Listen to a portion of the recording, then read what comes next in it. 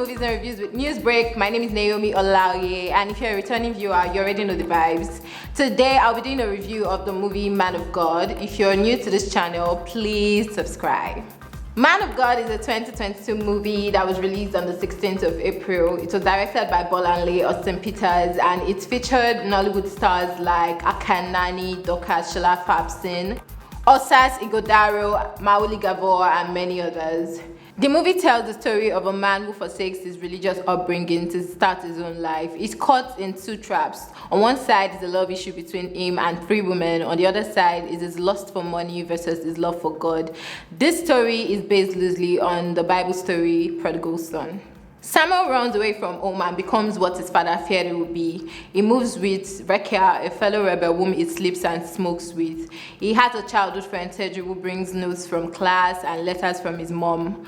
One night after class, Teju introduces her best friend Joy to Samuel. He's smitten by her beauty and indicates his interest in Joy, and this causes a rift between the best friends. After a series of attempts from Samuel, Joy finally gives in and they date for a while before she leaves for her service year and then gets married to Pastor Zach. When Samuel finds out about this, he's depressed, and Teju helps him to put his life back on track, and they eventually get married.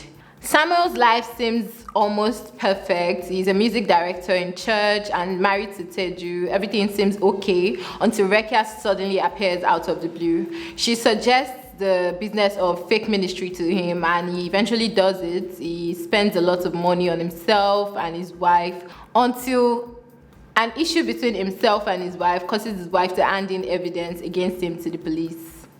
I like that this movie had so many beautiful locations in it. The music, the scenery, everything. I enjoyed it. I also like that it portrayed culture. It also talks about themes like love, religion, and so on. What I do not like about this movie, firstly, I do not like that this movie feels rushed. There were so many jumps, like from one timeline to another, and there was no chance for me to catch my breath at all. Another thing I do not like is that I was expecting an element of surprise or some form of twist, being that the movie is based on a Bible story. I was expecting something spicy, but I was disappointed. Another thing I do not understand, in the movie, Teju is a childhood friend from the village. There is no indication that she has some foreign background or she studied abroad or anything. Why does Teju have an accent? I feel like that should be worked on. So I'll be rating this movie according to our parameters. Setting gets a 2 because almost all the scenes were really beautiful, and we could see the realistic representation of campus.